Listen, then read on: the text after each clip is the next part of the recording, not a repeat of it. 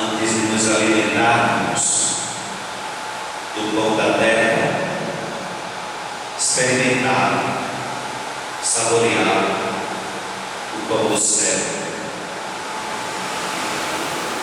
E neste momento escutar atentamente a palavra de Deus. Permita-me então uma reflexão a partir de 3 pontos para a nossa fé.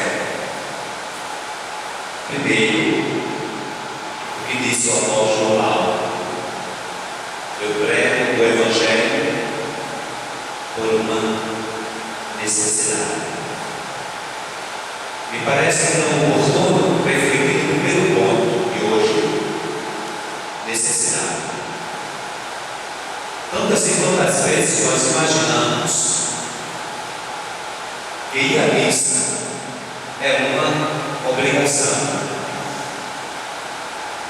E às vezes até nos expressamos assim: pronto, eu vou logo pela manhã, porque já cumpro minha obrigação. Ou aqueles que têm uma obrigação ou outro compromisso dominical, aí dizem: já vou no sábado da tarde para cumprir minha obrigação.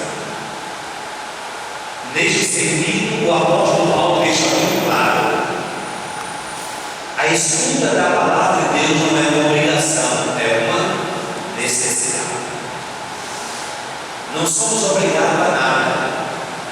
Deus nos deu a liberdade. Nós somos necessitados. Se o apóstolo diz que sente a necessidade de falar da boa nova, de falar do Evangelho, nós temos a mesma necessidade de ouvir a palavra de Deus. O segundo ponto que o apóstolo menciona na sua leitura é a liberdade. Deus nos fez livres e ainda nos ajuda a quebrar tudo aquilo que aprisiona o homem, que impede o homem de viver a sua liberdade.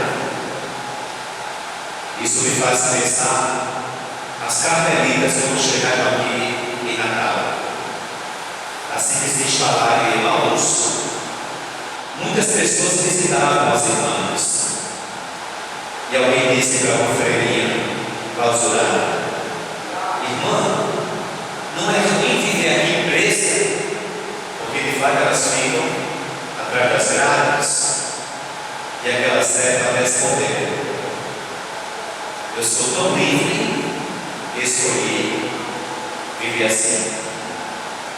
Eu sou tão livre, tenho tanta liberdade que eu escolhi viver assim. Nós temos também na vida essa mesma liberdade que o apóstolo Paulo menciona na sua leitura. E queremos aproveitar a liberdade que temos para poder nos conformar aos desígnios do Senhor.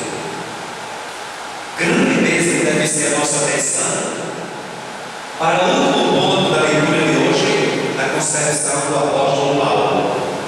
Ele diz: trato duramente o meu corpo, para não acontecer que, depois de ter proclamado a boa nova aos outros, eu mesmo seja reprovado. Irmãos, é bom saber que os ouvidos mais próximos da boca que anuncia são os nossos.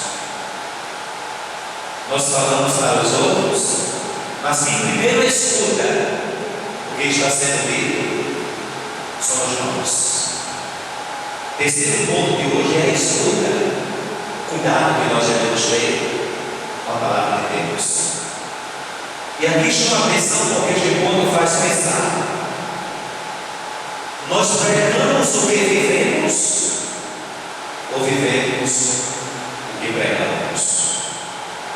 Se pregamos somente o que vivemos, o Evangelho está reduzido à minha vida. E o Evangelho não é minha vida, o Evangelho é a vida de Jesus. Mas se prego o que não vivo, eu sou hipócrita de primeira categoria. Então, no terceiro ponto de hoje, nós precisamos unir o que vivemos e o que pregamos, de acordo com os desígnios do Senhor. Parece então oportuno pensar na provocação do evangelista São Lucas, na parábola dita pelo próprio Jesus.